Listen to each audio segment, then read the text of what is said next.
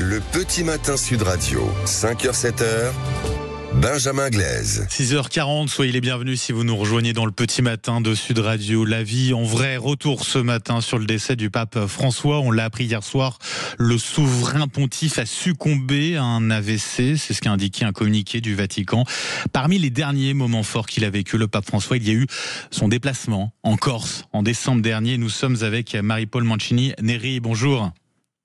Bonjour. Et merci d'être avec nous ce matin sur Sud Radio, bénévole à la cathédrale d'Ajaccio Notre-Dame de l'Assomption. À ce titre, Marie-Paul, vous avez préparé et vécu la visite du pape en décembre dernier sur l'île de Beauté. Quelle image, quel souvenir vous gardez de lui, de ce moment-là, Marie-Paul ? Un souvenir émerveillé, évidemment, mais surtout le souvenir d'un homme souriant, heureux et avec un éclat dans les yeux qui était particulier. Je pense qu'il savait peut-être que c'était son dernier déplacement et en tout cas son entrée dans la cathédrale a été un moment de grâce. Comment avez-vous appris son décès hier, Marie-Paul ? Comme tout le monde, en regardant le journal à la télévision et en voyant un bandeau défiler.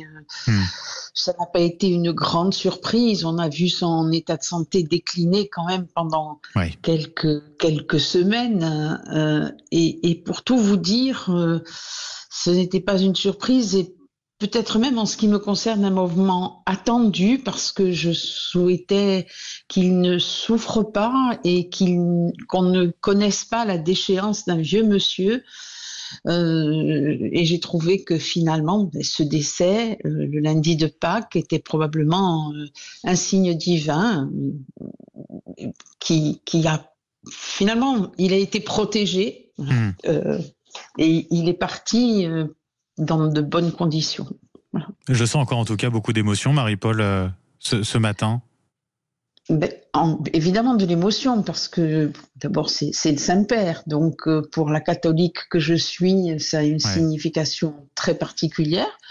Et puis, vous savez, la mort, c'est toujours quelque chose, même si les catholiques pensent que c'est normal, la mort c'est toujours quand même le départ de quelqu'un, la séparation, la rupture. Et voilà, le pape François aura marqué quand même son passage de façon assez forte pour les catholiques.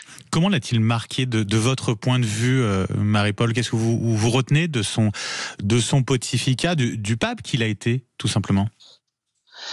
Je retiens son humanisme d'abord, cet attachement qu'il avait pour les pauvres.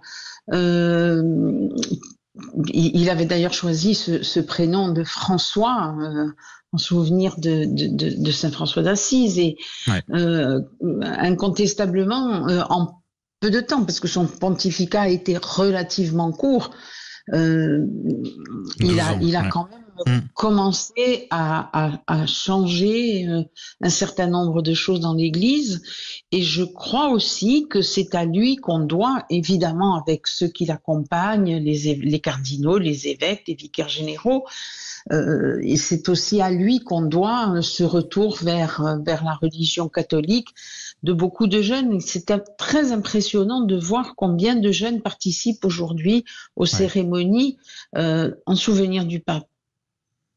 C'est-à-dire qu'il a insufflé quelque chose. Il faut rester dans ce sens-là, finalement, parce que c'est toute la question, réformateur ou pas, ou retour à une certaine forme de conservatisme. Vous attendez quoi exactement de son successeur, Marie-Paul ?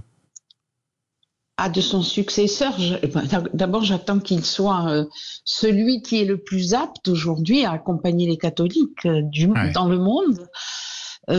J'attends qu'il soit peut-être pas un grand réformateur, mais en tout cas un réformateur, et qu'il s'inscrive dans les pas du pape François. Je pense que il a ouvert une voie, et je crois qu'il faut, il va falloir la poursuivre. En tout cas, il a attiré vers l'Église catholique un nombre impressionnant de jeunes et d'adultes.